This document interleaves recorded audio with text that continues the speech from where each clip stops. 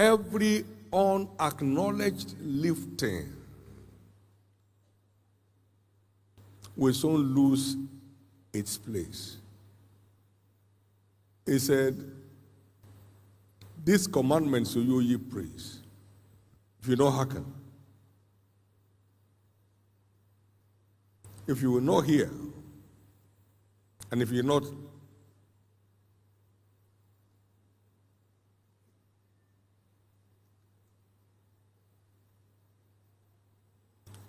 hearken to give glory unto my name, says the Lord, I will even send a curse upon you, and I will curse your blessings. I've cursed them already because you did not lay it to heart. Behold, I will spread dung upon your faces. I'll corrupt your seed and spread dung upon your faces. Even the dung of your solemn face, and one will take you away with it. God must be acknowledged for every result, or we lose it.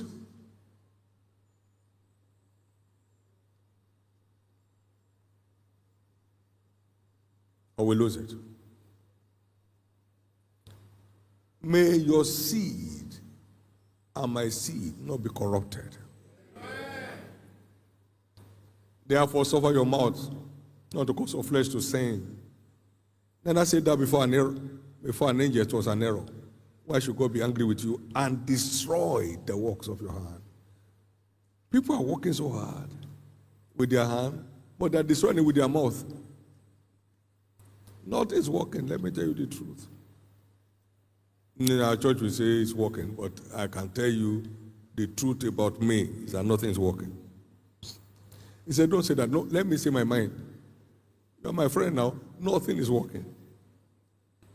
As I was saying it, it begins to de-work the more. There's a de-working of the work. You are using your mouth to destroy it. That will not be you anymore. But let people praise your God, and let all the people praise thee. Then shall the earth yield an increase, and God shall bless us, and all the ends of the earth shall fear him. Fearful lifting, fearful exploits, they come out of a heart of ceaseless gratitude to God as a lifestyle.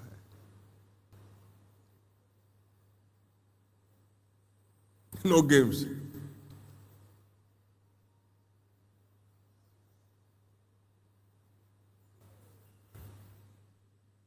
You have this motto for your life: let God be true, and all men and all situations be liars.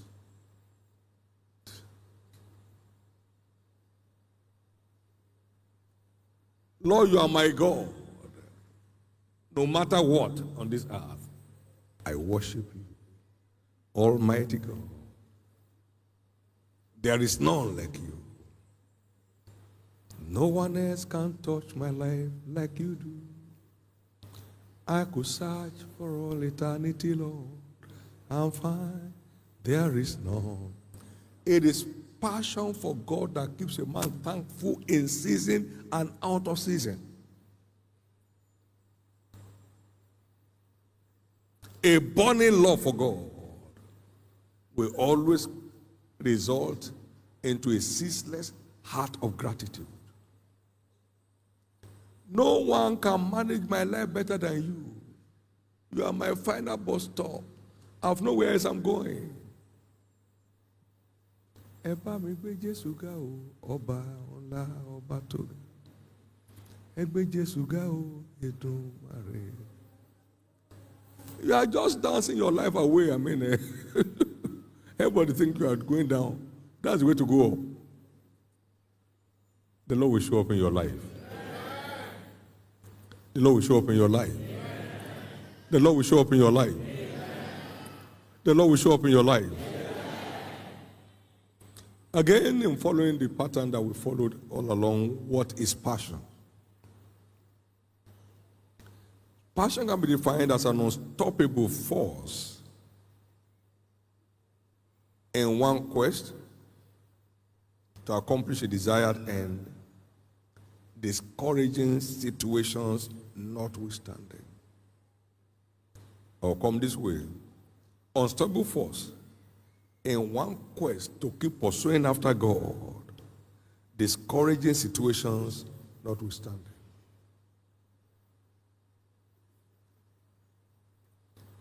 When you are in pursuit after God, goodness and mercy keeps pursuing you. There's a magnetic connection. You are genuinely pursuing after God. He says, surely goodness and mercy shall be pursuing you all the days of your life. You shall dwell in the house of the Lord forever. You are pursuing after God. It will render your enemies helplessly helpless. God prepares a table before you. He prepared tables before them for 40 years in the wilderness without ceasing. So, despite the famine, He's still God in heaven. He still sets table for His people. Pursue after God, and only goodness and mercy pursuing after you. Though you pass through the valley of shadow of death, relax. You are pursuing after God, He's taking care of you. Thank you, Jesus. What shall separate us from the love of God? Things present, things to come, life, death, angels. You know, it's more than conquerors. When you are sold out to the pursuit of God, you are more than conquerors in the battles of life. You are more than conquerors over the battles of life. Romans 8, 35 to 39. To be passionate implies to be unrelenting, untiring, unstoppable, ever on the move, and excitedly so, in pursuit of God and your mission on the earth, ever on the go. God first, every other thing follows.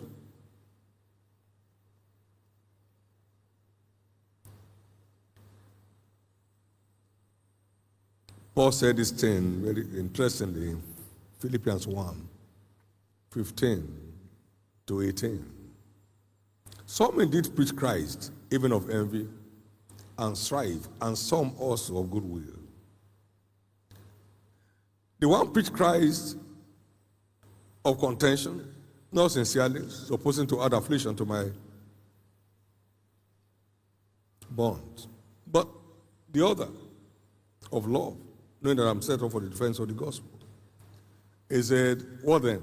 Notwithstanding, every way, whether in pretense or in truth, Christ is preached. And I therefore do rejoice, yea, and will rejoice. Under attack, I will rejoice, and yea, rejoice. Verse 21, for me to live is Christ, and to die is gain. Unrelenting, untiring, unstoppable, ever on the move, and excitedly so, in pursuit of God and one's mission. That's passion.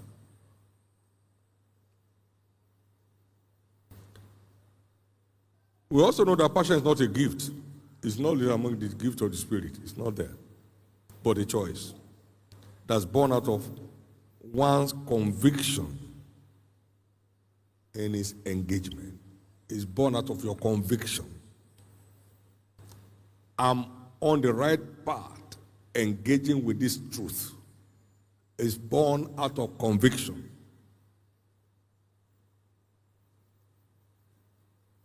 And the pursuit of any great task, particularly your pursuit of God.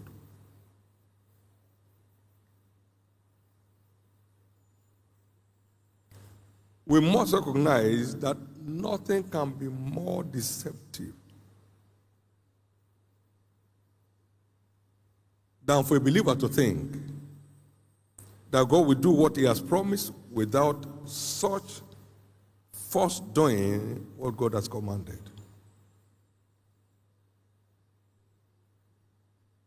Whatever it tells you to do, do it. Then it will bring to pass what he has said. God will not do anything that he said until you have done what he said you should do.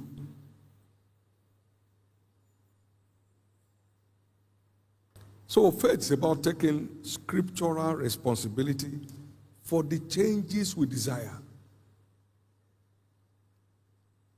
You want to secure your place on the top where you belong in redemption? Then let your passion for God stay alive. Let it result in ceaseless heart of gratitude to God as a lifestyle.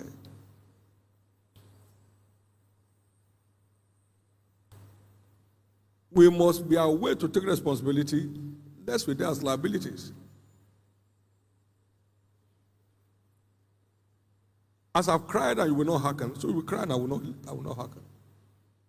Zechariah chapter 7, verse 13. Therefore, it is come to pass that as he cried and they will not hear, so they cried and I will not hear, said the Lord of hosts. Hear him first. Get to know what he says to do and do it. And you have committed him. If you hearken to my voice and observe to do what I command you to do, I'll set you on high above all nations of the earth. A house on top of a hill. And all these blessings will come to you and overtake you. That's what brings blessings to you. You are not hunting after blessings. They come into you because you are walking in obedience to what he commands you to do. Go to the pool called Siloam and wash. He went and washed and came back saying, if he didn't go, he won't see forever.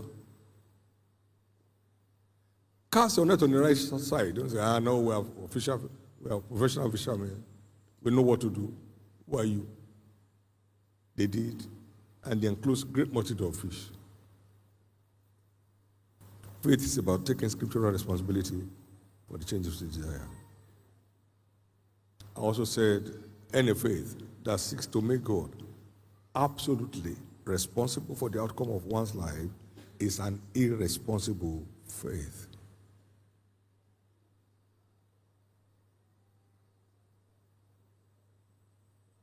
Looking unto Jesus, the author and the finisher of our faith. God, it was my Father loved me because I laid down my life that I might take it again. No one took it from me. I laid down by myself. I have power to lay down and I have power to take it again. You are power to take responsibility if you care to. We have defined it here. Faith is putting the word to work. Whatever it tells to do, do it. And putting the word to work is work. Real work.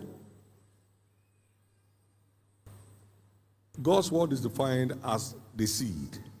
And we know that only good and honest ground is good enough for the seed of the word to grow. Honest heart means conscience, holding faith, and a pure conscience. And a good conscience, which some have put away concerning faith, they have made a shipwreck of their life. The one that fell on good ground are those with a good and honest heart. Good and honest heart. Luke 8:15. A good and honest heart. A heart that's hanging on God. And God only. And like we all know, all farmers should know that turning seed to harvest is work. Any farmer should understand that. First, you must clear the wood. The trees, braid the ground, raise the ridges, and then sow your seed. That is work. The seed of the world must be cultivated before you can bring forth harvest. Because any seed sown by the wayside is lost. Anyone sown among thorns will be choked. Any seed sowed on the rock will not have roots.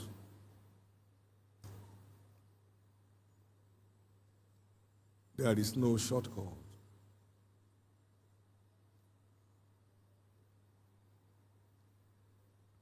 This is the love of God, that we keep his commandments. His commandments are not grievous.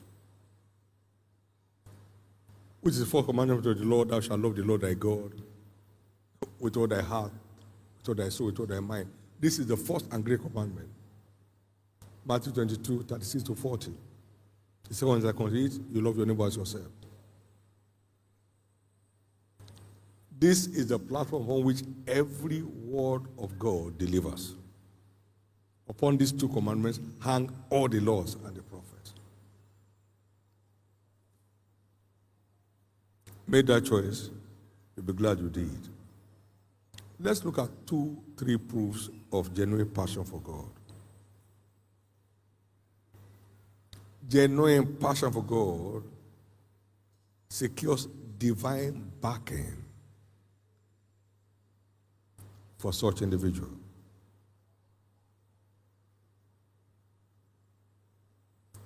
As we saw in the life of Moses and the disciples of Christ.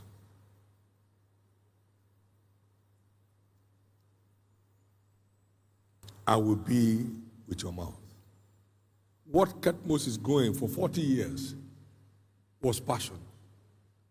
God saw his heart was still panting for the rescue of his people in Egypt. He called them. He must have been wishing God would send somebody there to help them out. God says, who I'm going to send. I need someone with a passion. And he got him. If your presence go not with us, take us not here. They said, my presence will go with you, and I'll give you rest. I'll give you rest. Psalm 33, Exodus 33, verse 15. And he said, my presence, verse 14, will go with you, and I will give you rest. You enjoy divine backing with genuine passion for God. He sent them to go, and they went. Passion. No pause, no script, no shoes. They went. How long they went, you can't tell. But they went anyway. They went anyway, passion. And he went with them into the place where he himself will come. So they have his backing because he sent them, and with passion, they were all on the move.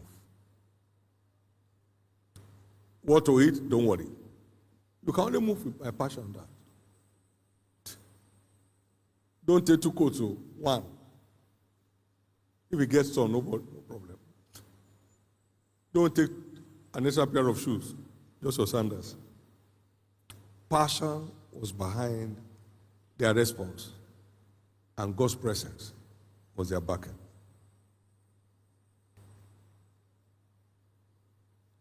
Number 2 proof of genuine passion is ever-growing dedication to God, as we saw in Abraham. Ever-growing dedication. First, depart from your country, he left. Second, circumcise all the maleborn in your house. That's a risk. He did. Now, third, bring your only son for a sacrifice. Growing dedication. Growing dedication. Growing dedication to circumstances can break. Genuine passion for God. Nothing can break it. Genuine passion for God.